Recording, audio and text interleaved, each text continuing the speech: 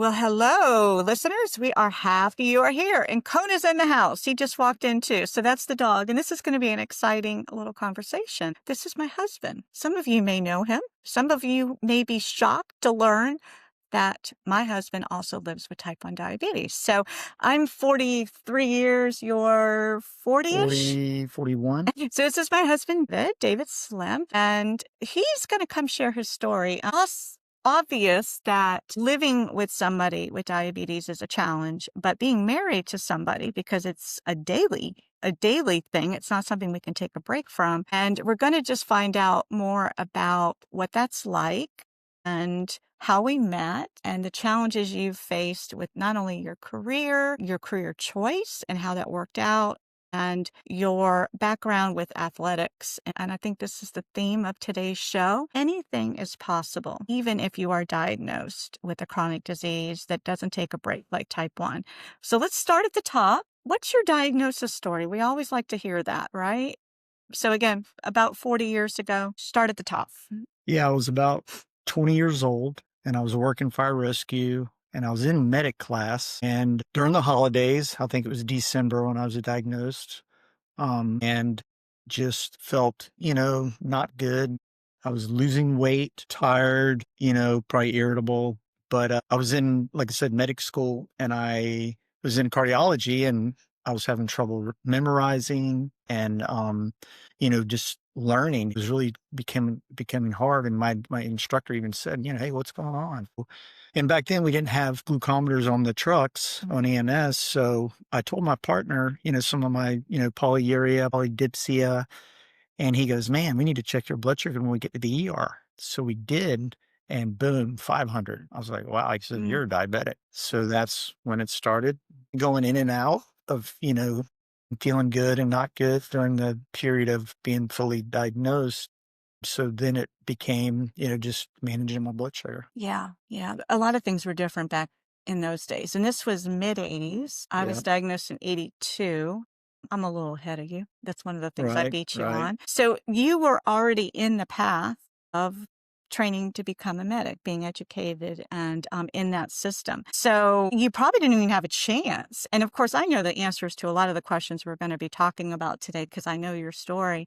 But I think this is a good reminder for myself as well to hear it again, to reinforce the fact that no matter what, you still had a love for what you were being trained for, which is medic, firefighter, and helping people. And a diagnosis wasn't going to stop you. Or did you ever have any second thoughts about what you were about to step into as a career? I didn't, but my agency, they're like, wow, we have a type 1 diabetic. I mean, can we even employ this person?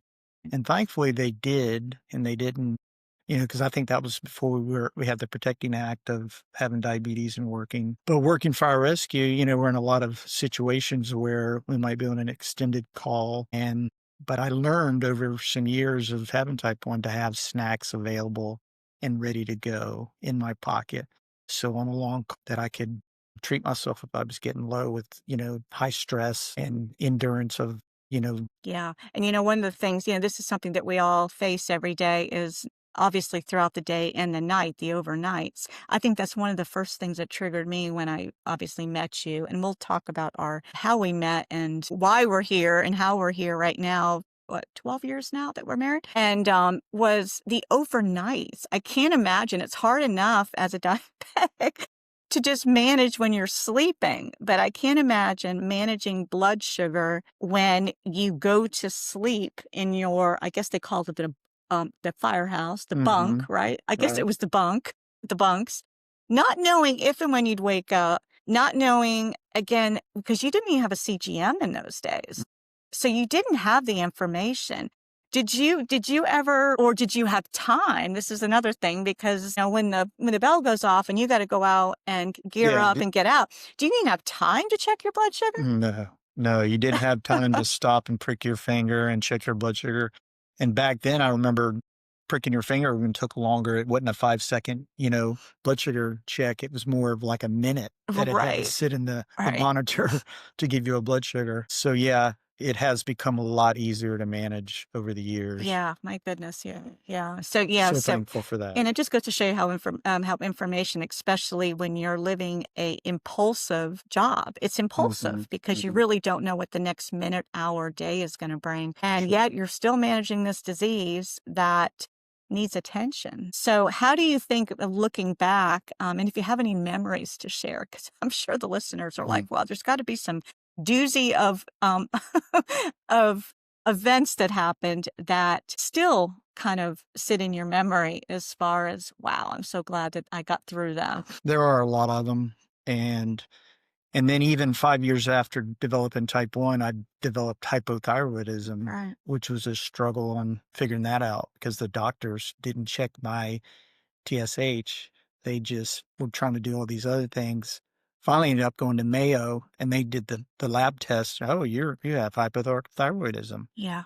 And I was gaining weight, I was cramping up, I was still working out, I was, stronger than ever. I got up to think at 200 pounds, which my normal weight was about 190. Mm. Now I weigh about 175 just because I wanna be leaner and lighter as I get Mhm. older Yeah. for a lot of the sports I do now. Absolutely, yeah. It is incredible, and that's something that you still manage today. Mhm, Obviously, hypothyroidism, in theory, doesn't have a cure. It can be managed with, all the medicines, right? Again, it's another hormone. It's mhm. another hormone. It is.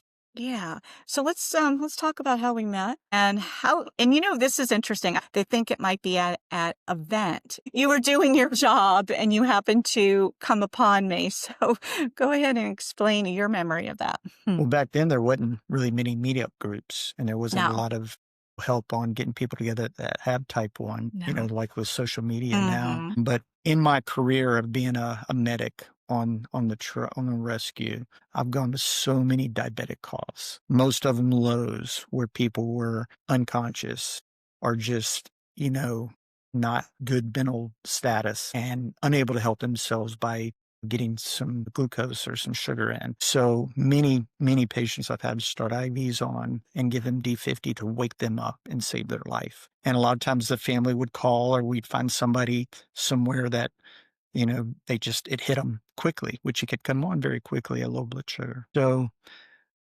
I knew of Melissa just from seeing her in the gym, and I knew her previous husband, and I got called to their house. This is probably 2 o'clock in the morning, Mhm. and Melissa was unconscious in bed and pale, diaphoretic, not responding. And we knew, they said, "Oh, she's diabetic." So started the line on her, gave her the D50, and then she wakes up to see me. He was thankful that I was there and he knew somebody to help her. Yeah, it's so interesting when you think back. Obviously that night I don't remember anything. I do remember when I came to, and again, I've talked a lot about these incidences. But again, my first husband, he had to call 911. You came, you were part of the crew that day, and one thing I remember, which is kind of interesting when you think about the whole memory of all of it and where we are today. In retrospect, is the following morning when we were up and kind of, you know, getting our senses back together over again, it's a tragic night. Having rescue at your bedside is never anything somebody wishes for, even though we're thankful that it happens because it was very necessary and I needed that help. So I was very happy and he was very happy. But his response was, "Oh my gosh, the medic has type 1 just like you," because we were isolated and we were so isolated. And when I think back to when he and I got married, we knew nothing. I was completely disconnected from from any community. I lived in a little box with my type 1. He knew about it. He did the best he could with what he knew. But I think just the joy and the connection knowing that he met somebody that can get it, that gets it. It's kind of funny when you think about it. And then years later, he and I divorced, and then you and I just kinda came in contact with each other within the community. Again, we actually ran into each other at church, a church that we still love and are members of here in St. Augustine. And so it's kind of the overview of it, but that was Mm. kind of our run-in, that night, again, over 20 years ago, and then we dated for a while. We got married in 2011. No, 2013. Anyway, that's just Mhm. kind of a fast forward, but yeah. And of course, my daughter, Sarah, now she's grown and lives nearby, and she's a nurse, like I said, at Mayo Clinic. So a lot's happened in those years, and things are great now with my ex-husband, I will say. The communication is good, the respect there, and I think it's just another chance to be reflective of where we were, what we were dealing with, and really just the lack of support we had. But there are, these days are much better for all of us. So we're all real thankful for that. So thankful for rescue that can be there. And that wasn't the only time, because in those days I was out of control. And I don't like the word control. We try not to use that here too much on the show. But I was very, I had a history of really wanting to stay close to my numbers, out of fear, because I had the complication with retinopathy in my mid-20s. So I was toting, is that the word? Toting the line of close numbers, just trying to keep it as normal as I could, whatever normal is. And that caused a lot of anxiety, and that those extreme moves that I made to try to keep my blood sugar, average 100, we'll just kind of throw a number out there, was causing a lot of stress, not only in relationships, but on my body, and way too many 911 calls. And just as a note too, I mean, we didn't have CGMs back then. I got one. When did you get your first CGM? And we'll talk about what kind of insulin you take and all of that, because we'll talk about therapies, settings that we use. I I want to mean, say it was, what year did we get our first CGM? wow, that's a good question. 2010, I want to say. Yeah, I want to say we've been wearing them maybe 15 years. And it is amazing. And your career as a fire medic, you did wear, a pump. you had a Yes, pump. Did you ever have a CGM? I did with a Okay. pump, Kind and of, it didn't work that good. It was a Medtronic, and it yeah, did not work that good back then. So they have gotten a lot better, the CGMs. So I'm very thankful for that. So yeah, that it did help some, but it still wasn't like they are now, for yeah, sure. yeah. So let's shift over and talk about what type of, what we call it, kind of insulin therapy. So what kind of tools do you use right now? What Now I'm on the pens. I use Traceba for my long acting and Fizap for my short acting, which is the fastest acting insulin I think they have. So I found a lot of times I might be high, so I want to get it back down as quick as possible. And very thankful for Traceba, because remember then in our earlier years of dating and marriage that, Mm, I think you were on, was it Lantus. Landis? Ah, that was a You little had little you too had a harsh. lot of Mhm, bad lows, and I mhm, was always worried about you, yeah, and that I would find you, unable to help mhm, yourself. And, mhm, if I can get in touch with you, and that has now, I mean, we don't have those. And that yeah, I'm so yeah, thankful for that. ye And I even, now I can have a blood sugar of 40 and be going, oh yeah, my sugar's low. I need to go get something to drink or eat. And I'm walking around totally with it. Where Okay, bef- people, you heard that. He and stands on that story because you share it a lot, I which I think do, is a little scary. but Don't tell newly diagnosed no, that, no, right? They might yeah, be you don't, overconfident. don't want to No. be there, but Yeah. but at least I can help myself. Where before I'm confused at the refrigerator trying to figure out what to drink, and I'm like confused. I would always encourage patients that we went to a lot on EMS or fire rescue to have chocolate milk, because that has some protein, some fat, and that'll help get the sugar up and maintain it. Where orange juice, yeah, it'll get it up, then it can crash again. Yeah. I guess Um, it all depends on, what you need and, how quickly you need it as far as right. how fast acting it is. But yeah, Mhm. that's true. And it tastes great too. Yeah. Does, yeah. Most Yeah. people like chocolate milk. Chocolate, yes. Even I think we used to have Yoo-Hoos back in the day, but Oh, yeah. Yeah, most certainly. Let's shift. Okay, so you're no longer a pump, because, and again, the audience knows about a year ago, again, we're in January 2026 right now when this is going to be aired. So October of 2024 is when you and I, because I'd been MDI my whole life, 42 and a half years. And I decided that I wanted to try the tubeless pump, the Omnipod 5. So together we went and got the training. And you're like, yeah, what the heck? Let me jump on a pump again. Let's test this out. We wanted to kind of go through it together. And the trainer was great. We had a great experience. So tell us about, and just to go back, because I remember when I met you, I don't even think we were married yet. We were dating. You were on the Medtronic. and you went away for a surf trip. And of course, I was on the pens. I don't even think I was on the in pen yet. I don't think it had been developed yet. But I was doing, what do you call it? The pens, the carry pen, the cartridge pens. And you said, you know what? I'm going to take the pump off and try your way, which you did, which Mhm. was the Traceba and then the short acting. I think we were doing Novolog back in those days. Right now we're doing Fiasp. So that's just a change in insulin types that we're using. But that was many years ago when you said, "Okay, I'm gonna take the pump off." So tell us why the pump, and this goes into your level of activity, how much time this guy spends in the water. He tends to be wet more often than he is dry, and some days that is no exaggeration. So that has a lot to do, and I think that's a big point that we wanna talk about today is our lifestyle and who we are and our gifts and what we love to spend time with shouldn't be compromised if we live with the disease. It takes more time and attention. There's ways to work it out. So this is an example of you going on a surf trip and you found a different way to work it out to make that surf trip a little bit more, I guess, stress-free. So Mhm. yeah, explain that.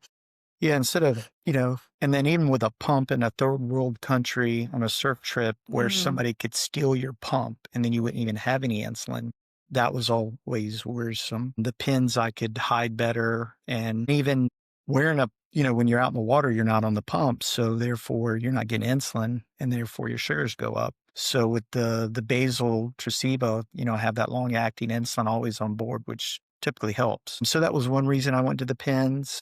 And then I'm in the sauna a lot. I'm in the hot tub a lot. So wearing a pump there, I think heat's not good for insulin, obviously. And then even keeping something on, the CGM's hard enough to keep on and keep out of the heat too, because I think heat doesn't help them either, and just having a pump, like if it was an Omnipod, getting knocked off yeah. and then not, how many do you have to bring on the surf trip? So that's one reason I wanted the pens, and when I tried the Omnipod, when we tried it together, Mm, I was like, "Man, we gotta do this every 3 days." I mean, it yeah. was like came around so quick, and I'm like so I was like, "I think I'm just gonna stick with the pen." Yeah. Yeah. And I've been happy, and Yeah. I mean, I think they both have advantages and disadvantages. Yeah. And I think that's the key. There's pros and cons to all things in life, right? And I like the idea too. And I do this when I'm working with clients when it comes to different things we're thinking about or considering. And that could be a pump MDI. It could be foods that they eat or, like or don't like, or just trying to kind of, add more variety to their plate. But it's like making a list of what's good and then maybe the con list and then trying to figure out how it's going to fit into your lifestyle. And you've clearly done that. I will be honest, I think I was a little disappointed because I was kind of hoping that we would kind of go through the Omnipod 5 trials because as you know, it was a little struggle for me. I mean, overall it worked out, but the settings and the algorithm, we all know this if we're on a pump, it took a lot of patience and it took a lot of adjusting. I'm here like over a year later and I'm just getting my groove on with it. So I'm glad I kind of pushed through and figured it out. But it's nice to have choices. We're very lucky to have a good insurance coverage. We are so blessed. We do not take that for granted. I hear a lot of you share, your struggles and things that aren't even accessible to you based on your insurance or lack of insurance. So those are things that we're really lucky. It's nice to have choices. Different. Yes, and to be able to fit with what our likes or our dislikes. And in his case, in your case, it's the love of the water and knowing that you're going to put your body through different environmental challenges, which is being in the water, which really does challenge our pump and our CGMs and all that. But yeah, we figure it out, right? Mhm.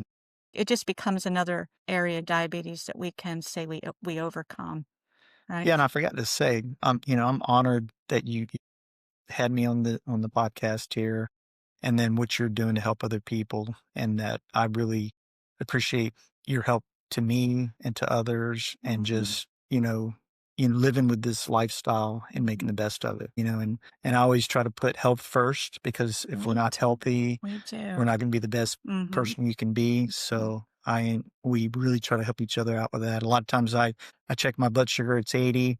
I'm starting to eat. I'm like, oh yeah. And she'll say, hey, did you bolus for that? I'm like, oh Yeah. no, I didn't. So Yeah. that's a good little help there, Mhm. because, even if you're 80, you still, if you're going to eat something, you got to take a little bit of insulin to cover that. Yes. And I'll Yeah. look on my InPen, app, and I'll say, oh yeah, I have no insulin on board. Mhm. So I'll go ahead and, Yeah. and bullish for that. So it's good that we can help each other out Those in those reminders. ways. That's a good segue too, because I'm often asked, people that we know a little bit closer, or and even we have a social group that we meet up with, usually every month here in St. Augustine. So we gather men and women that we know within the community, all ages, all stages of life, and we come together and we share a meal and we get caught up. But that's one of the things that they've often, because they know you, they know me, and it's like, how do you deal with, and last night's a good example. Mhm. Last night, because there are nights that we both just sleep through the night. There's no alarms going off. There's no pump reminders, the CGM. So can you imagine? People say, how do you do it? It's bad enough if you've got one alarm that could and will probably go off while you're sleeping. So what is it Two like? alarms, I Two know. alarm, the We'll wake up, "Hey, is possibilities. that you or is that me?" We'll try to, like, guess Yeah. and And then generally, one of us is getting up to check the phones. And we do not keep our phones in our bedroom. That is something that we've decided to do a long time ago, just to keep that sort of radiation, I guess we'll call it radiation, outside of the bedroom, just to be separated from the devices. Phone's not too far. It's just a kind of like around the corner. So it's close enough to pick up on our range based on the CGM, how it's, Mhm. and I don't even know what that is, 30 feet, 50 feet, something like that. So it's close enough to pick up on us so we don't lose range from our device. I think it's probably 15, 10 or 15. Okay, That's about how yeah. far it is. Yeah, But thankful to have that, we where we are. can, Yeah.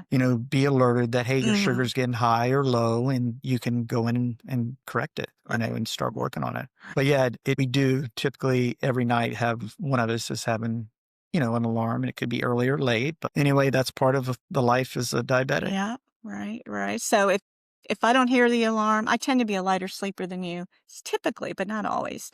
So you're either giving me a nudge, "Hey, honey, I think your alarm's going off," or like last night, I gave you a nudge, and I thought it was your alarm.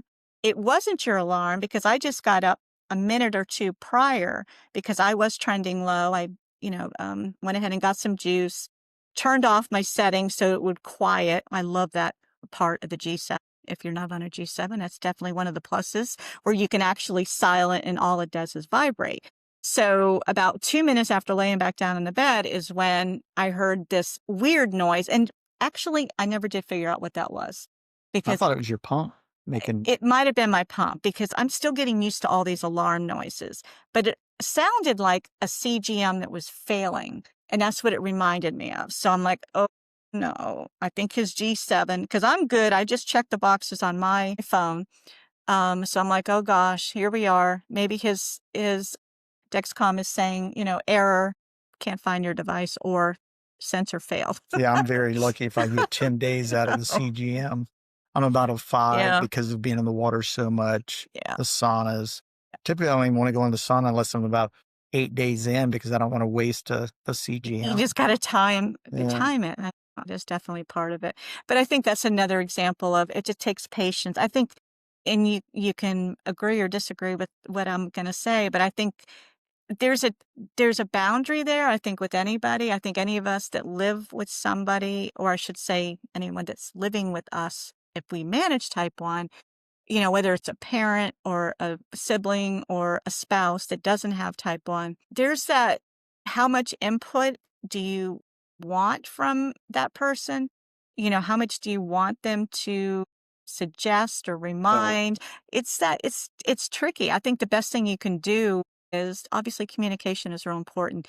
Set those boundaries, set that line of what you would expect them to help you with, what you would like them to help you with, when you would like them to back off and just say, "Hey, I've got this." But I think it's all about the time and the space and what's happening at that specific time and space, like where you are, where you're with, or, there's so many different scenarios. But I think it's really just honoring that. And then I think on the flip side, if you have a spouse, like you and I can both talk about this, that gets it. I mean, we get it. So, like, if I'm reminding you when we're about to eat dinner, "Hey, did you take a bolus yet?" Because that's something I would want somebody, you know, because there's nothing worse than having a high blood sugar sneak up on you because you forgot to dose before a meal. So I do it out of love and consideration, because I know you don't want your blood sugar to spike. None of us do. So it's but it's how you suggest it and, how you remind. So it's more of a suggestion out of love rather than, did you remember to take The the pill soft list? Yeah. the soft suggestion rather than the Yeah. hard, Yeah. yeah, and I'm sure we've all been through that with family members or friends, Yeah. that, they're worried about you, but, sometimes the way you take it could be not as good as they intended. Absolutely. Yeah. And, we just have to go with that and take that the best we can. Is there anything I want to backtrack on your career as a firefighter, medic? Yeah, I did 30 years Yeah, fire tell us. rescue, and the later years tended to got better with management, and then we had, glucometers. Now we check everybody's blood sugar when we go on a call. We check their Mm, blood sugar to see what it is, every patient. So that's a big help. And then, you know, the treatments have gotten so much better with the CGM, being able to manage it better. So yeah, it was definitely better. Although I noticed in my last 10 years, just the lack of sleep at night and not sleeping good, that was really affecting me. So I was glad to retire after 30 years of fire rescue. I started at 20, retired at 50, just over 50. nice. So I do feel healthier, getting good sleep in my own bed. Lay down now, I go, hey, I don't have to go on a call. I might have to get up for my blood sugar, but I don't have to go on a call. Right, right. So, and then Yeah. there's tend to be a lot of, unhealthy foods at the fire station. People Mm, bring us in cookies and donuts and pizza. Thank you for helping my family. And we're like, thank you, but this th- is not good for thank you, but us, no thank you. you know? And I Yeah. would try to encourage my guys, I was a lieutenant at the station. So encourage, we need to eat healthier. Athletes, professional athletes that get up in the middle of the night and have to go fight a fire, running upstairs with full bunker gear on, stressed, not able to stretch and get ready for this, just right out of bed. So you have Mhm. to, to train and to eat like a professional athlete. Yeah, So absolutely. You know something that this just triggered a thought. Medic alert or ID medic.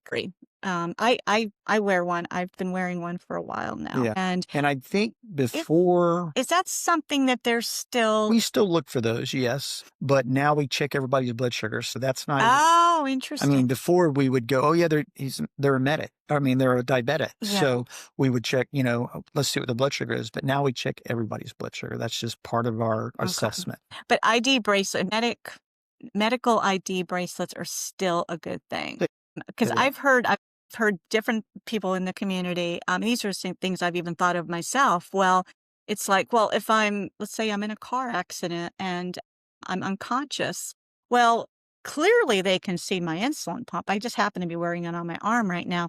Or clearly they're going to notice that I'm wearing a CGM. But I don't know. I mean, another thing too, to think about, any sort of accident could dislodge these things. So there is no absolute that the medic and the personnel is going to be able to identify whether or not you live with whether it's diabetes or any disease. So obviously the medical ID bracelets are used for all different types of conditions. So I am still an advocate of wearing it. Don't assume that Right, there's going to be other signs to help right. you get the right care, No, right? that's always a good thing to have Yeah. on, whether it be a necklace or a bracelet or something that identifies that you are a type 1 Yeah. diabetic or you have allergies to something or Yeah. hypertension, just so we can get a better because if you're Mhm. unconscious, we can't ask you the questions on your medical history. So Mhm. yes, that is very beneficial for people to have. Absolutely.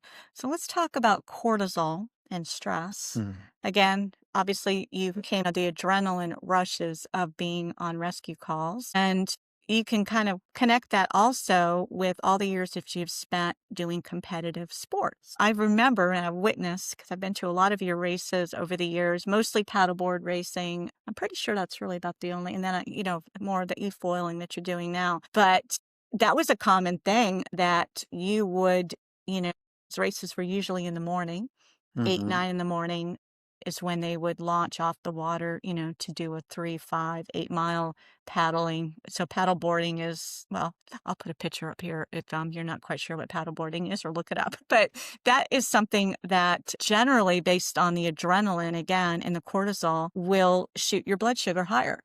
You can, So for what did sure. you learn back in those days, and what would you do differently now? Again, I think we know more now than we did, Oh, back yeah. in.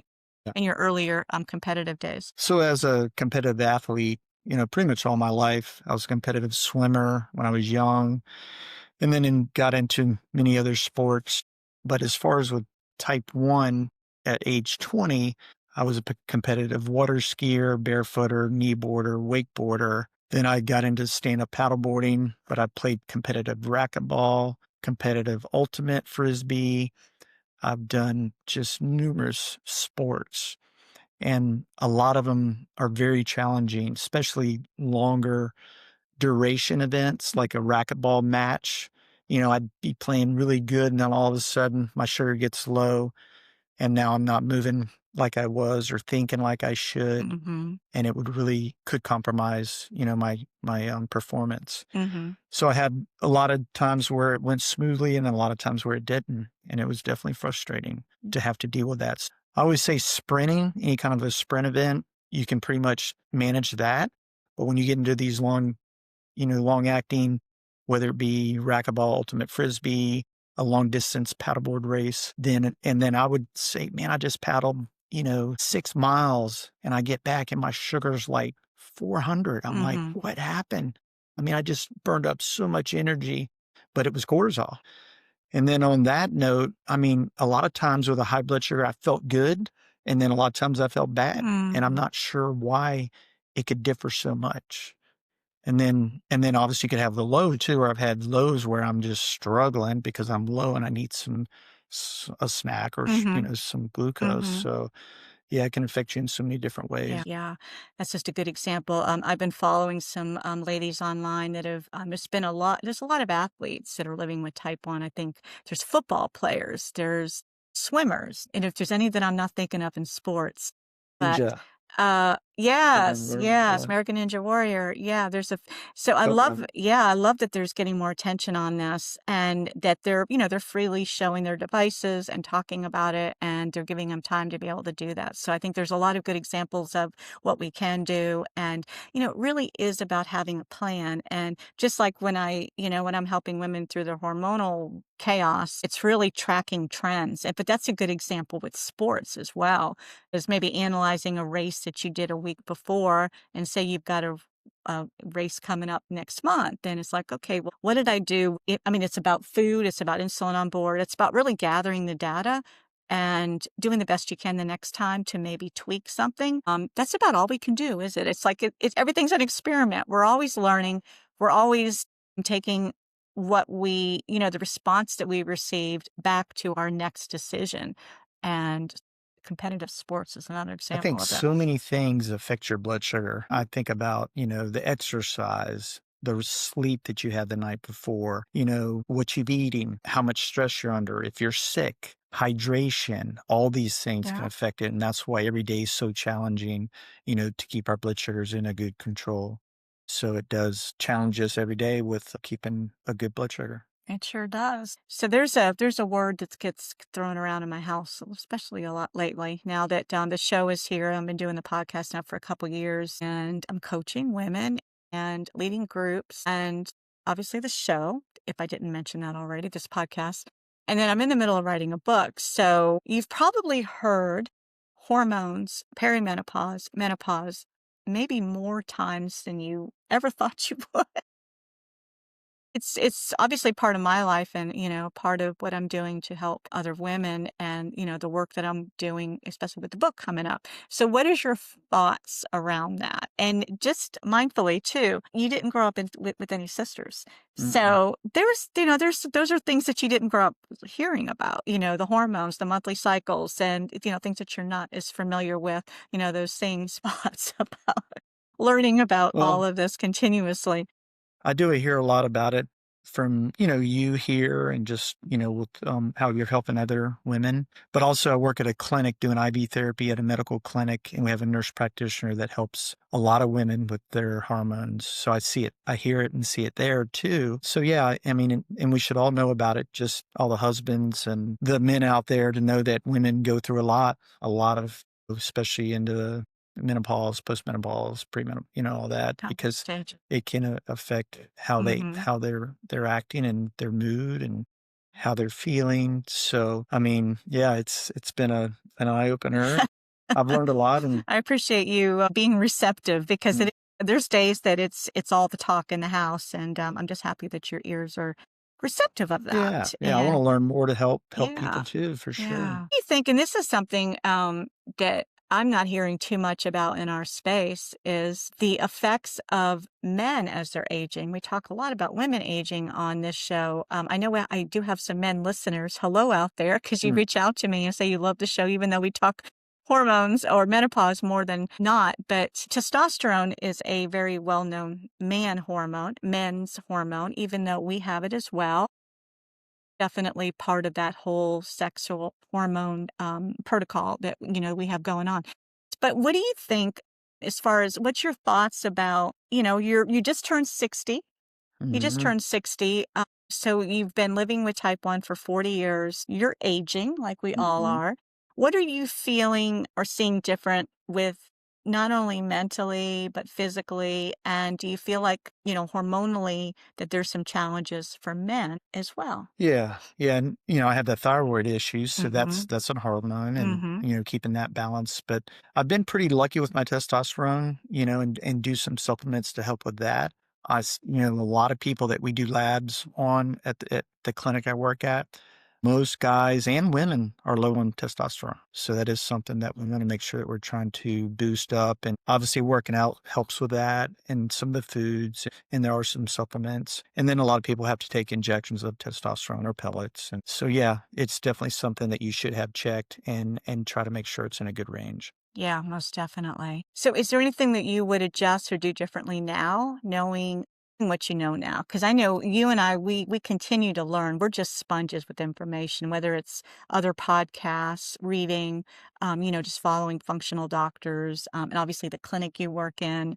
We're always learning, always, we're just sponges. And, we're trying different supplements, and there's a few things that you and I have just recently just kind of jumped on board with. Creatine is one of them that we're becoming more consistent with. Kind of alternative medicine, because it's not mainstream. I wouldn't call creatine alternative medicine, but it's a supplement that, unless you understand the benefits and what the long-term effects can be. Another thing that I just thought of is DHEA, and that is a precursor. And again, always check with your doctor about anything that I mention here, but these are just things to think about and maybe to refer back to your doctor on. But DHEA S, which is a sulfated version of that, we should all be getting checked, especially as we're aging. And that could just be something that could be easy to supplement for, to kind of, because that's just an uptake of all the hormones. So it just takes whatever's happening in your system with hormones. That's even estrogen and progesterone as well as testosterone, ladies.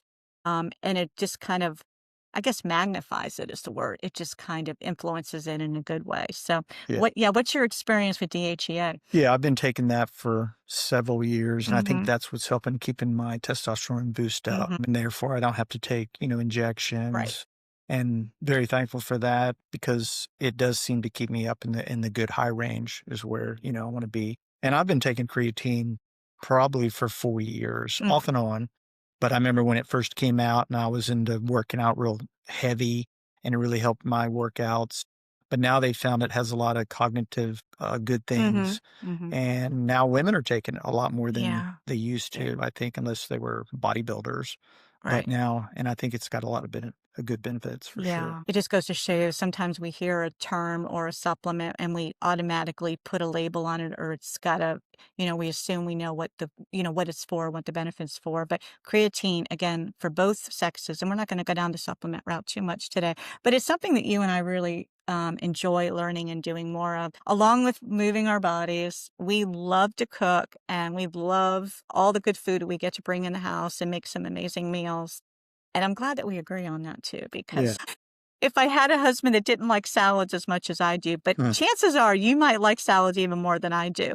And then if people look at me like, "Ooh, salads," it's like, "Ooh, trust me, you should see our salads," right? Right. Yeah. I So, think our passions, we have a lot of the same passions, you know, following God, mm, putting him first, that and our faith, that's our big one that we love to do together. Absolutely. And we love to eat healthy foods. We love to exercise. I don't think Melissa likes to get on the water as much as I do, but that's No, I'll be okay. honest, I'll be honest. I don't wake up thinking about it like you do, but it Yeah, just goes to show you how different we are. But I do know it lights you up, and it's important that we encourage one another with things that light us up and kind of fill that happy place in our heart. And right. it's amazing what exercise and just doing something, being close to nature, the water, outside, the sun, it just fills us in so many ways, It for does. sure. It does. Yeah. what kind of encouragement do you have? Any lasting thoughts about maybe some things that you've learned over the years as we continue to live and manage a disease? No cure in sight as of today.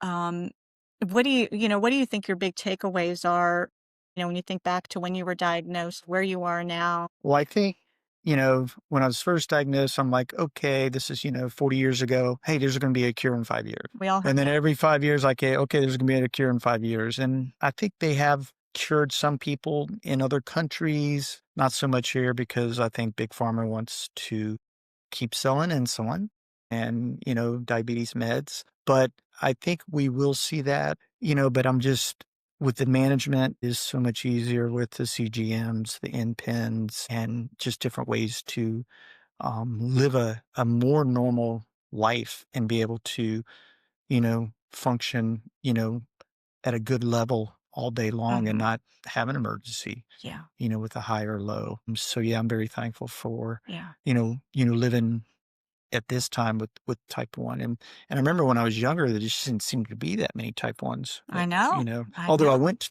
on many calls, but just I didn't know anybody that Yeah. was a type 1. Yeah, I But totally now agree. there's so many people And that are developing type 1 at all ages. uh-huh. It used to be considered juvenile diabetes, but I developed it 20, I think you were 14. Mm. So now we're seeing in the 20s and 30s and 40s people develop it. Even older. Yeah. Yeah. It is an incredible influx. And yeah, and the old saying, if there's a good time to be diagnosed, I guess now is the time because we do have access to everything. But mindset is so important too. I think, we can convince ourselves that something's going to be hard and tough, or in some cases, even impossible, whether it's a career choice, deciding that you can still compete and be an athlete, just figuring out how that's going to look and feel. And it just like anything in life, it's a learning experience.